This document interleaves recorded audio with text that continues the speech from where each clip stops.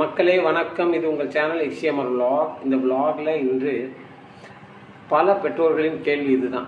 Category, அதாவது எந்த கேட்டகரியில் நாங்கள் அப்ளை பண்ணணும், நாங்கள் எந்த கேட்டகரியில் வர்றோம், அதுதான் உங்களுடைய கொஸ்டினாக இருந்தது. ரொம்ப பேத்துடையது. ஸோ அதற்காக தான் இந்த வீடியோ. மக்களே வீடியோ கொஞ்சம் லென்த்தியாக இருக்கும், ஸ்கிப் பண்ணாமல் பாருங்கள், சரிங்களா? என்னுடைய வீடியோவை முதல் முறையாக பார்க்குறவர்கள் கீழே உள்ள சப்ஸ்கிரைப் பட்டனை கிளிக் பண்ணிவிட்டு பெல் ஐக்கானை கிளிக் பண்ணி ஆளுங்கிற ஆப்ஷனை கிளிக் பண்ணிங்கன்னா என்னுடைய வருகின்ற வீடியோக்கள் உங்களுக்கு நோட்டிஃபிகேஷனாக விரைவில் வந்தடையும். வாங்க வீடியோக்குள்ளே போகணும். நீங்கள் அப்ளிகேஷன் ஃபில் பண்ணும்போது நீங்கள் கேட்டகரியை மாற்றி சூஸ் பண்ணிட்டீங்கன்னா உங்களுக்கு சீட்டு கிடைக்கிறது சான்சஸ் கம்மியாக போயிடும். ஸோ அதனால் நீங்கள் கேட்டகரியை கரெக்டாக சூஸ் பண்ணணும், சரிங்களா மக்களே? நார்மல் பீப்புள்ஸ் சொல்கிறீங்கல்ல, நார்மல் பீப்புள்ஸ் நீங்கள் எந்த கேட்டகரியில் வருவீங்க அப்படின்னு கேட்டிருந்தீங்க. அதாவது வேலை இல்லாதவர்கள், ப்ரைவேட் செக்டரில் ஒர்க் பண்ணுறவங்க, பிஸ்னஸ் பண்ணுறவங்க, அக்ரிகல்ச்சரில் ஒர்க் பண்ணுறவங்க, அதாவது கவர்மெண்ட் செக்டரில் இல்லாமல் மற்றபடி வேலை பார்க்குறவங்க, சரிங்களா? கடையில் வேலை பார்க்குறீங்க, கடை வச்சுருக்கீங்க.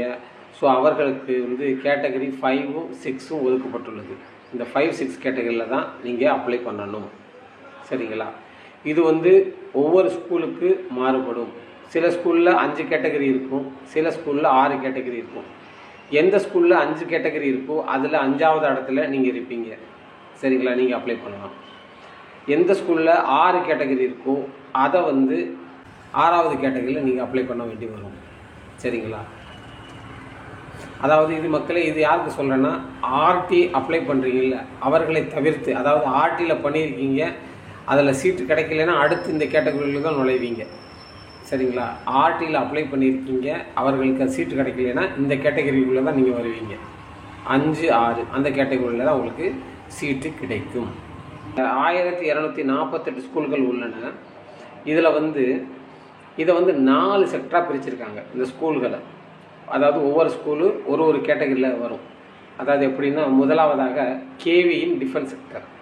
அதாவது டிஃபென்ஸ் செக்டர்னால், அதாவது டிஃபென்ஸ் பர்சனல் வாழ்கின்ற இடமா இருந்தாலும் சரி, இல்லை டிஃபென்ஸ் ஆர்கனைசேஷன் உள்ள இடத்துல கட்டப்பட்ட கேவிக்கு கேட்டகரி 1ல் டிஃபென்ஸ் பர்சனலுக்கு ப்ரியாரிட்டி கொடுப்பாங்க.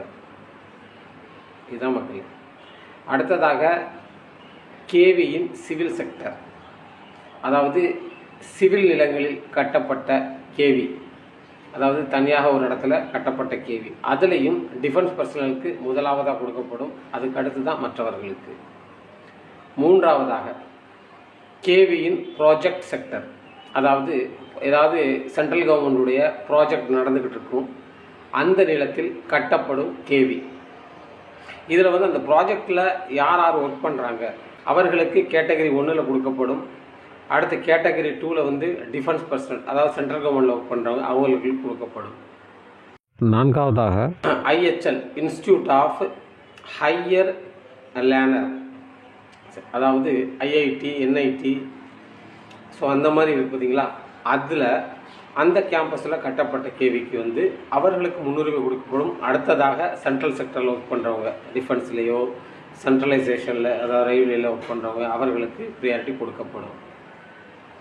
இப்படி தான் மக்களே இது 4 கேட்டகரியில் பிரிச்சுருக்காங்க.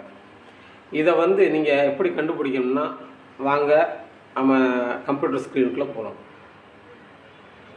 kvs.nic.in இதை போட்டு கிளிக் பண்ணிட்டீங்க. கிளிக் பண்ணால் அந்த கேந்திரிய வித்யா சங்கடன் வரும். ஃபஸ்ட்டு வெப்சைட் தான், சரிங்களா மக்களே? இப்படி தான் ஓப்பன் ஆகும். ஒரு லாங்குவேஜ் சேஞ்ச் பண்ணிக்கோங்க. சேஞ்ச் பண்ணிவிட்டு லாங்குவேஜ் சேஞ்ச் ஆகிடும். இங்கே அபவுட் கேவிஸ் இருக்கா, இதை கிளிக் பண்ணுங்கள். அபவுட் கேவிஸில் போய்ட்டு கீழே இருந்து 2வது டைரக்டரிஸ், அதை கிளிக் பண்ணிங்கன்னா இந்த கேவிஎஸ் ரீஜன் இருக்கும், அதை கிளிக் பண்ணுங்கள்.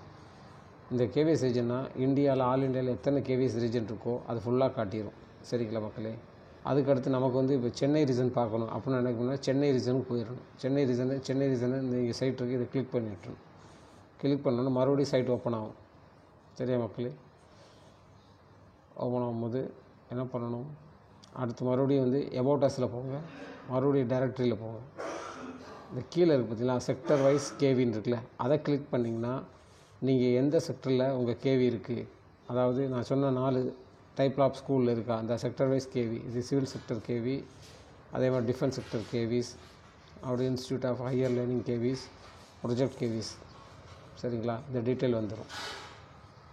இதில் போய்ட்டு நீங்கள் பார்த்துக்கலாம் உங்கள் ஸ்கூல் எத்தனை ஸ்கூல் இருக்குது, தமிழ்நாட்டுக்குள்ளே எத்தனை ஸ்கூல் இது வரைக்கும் இருக்குது, எல்லா டீட்டெயிலும் இதில் தெரிஞ்சிடும். இன்னொன்று வந்து பர்டிகுலராக ஏதாவது வெப்சைட்டுக்குள்ளே நீங்கள் போகணும், அதாவது ஏதாவது ஸ்கூல் வெப்சைட்டுக்குள்ளே போகணும் அப்படின்னு நினச்சின்னா சேம் அபவுட் அஸ்லேயே இருக்குது, கீழே டைரக்டரி இருக்கா, அதில் போய்ட்டு லிங்க் ஆஃப் கேவிஸ் இருக்குது, அதை கிளிக் பண்ணிங்கன்னா அதனுடைய வெப்சைட் வந்துடும். எந்தெந்த கேவிக்கு என்னென்ன வெப்சைட் இருக்குது அது ஃபுல்லாக தெரிஞ்சு இதை கிளிக் பண்ணினா அந்த ஸ்கூலுடைய வெப்சைட்டுக்குள்ளே போயிடும். இவ்வளோ தான் மக்களே. இதில் மக்களே நான் கொடுத்த விளக்கம் உங்களுக்கு புரிஞ்சிருக்குன்னு நினைக்கிறேன். புரியாதவர்கள் கொஞ்சம் கமெண்ட் பண்ணி கேளுங்க, சொல்கிறேன். அடுத்த வீடியோவில் வந்து கேட்டகரியில் வந்து யார் பர்டிகுலர்லி எந்தெந்த கேட்டகரியில் யார் அப்ளை பண்ணலாம், அதாவது எந்த செக்டரில் ஒர்க் பண்ணுறவங்க அப்ளை பண்ணலாம், யாருக்கு எலிஜிபிள், அதை பற்றியது அடுத்த வீடியோவில். தொடர்ந்து பயணிங்க. அதுவரை நன்றி, வணக்கம்.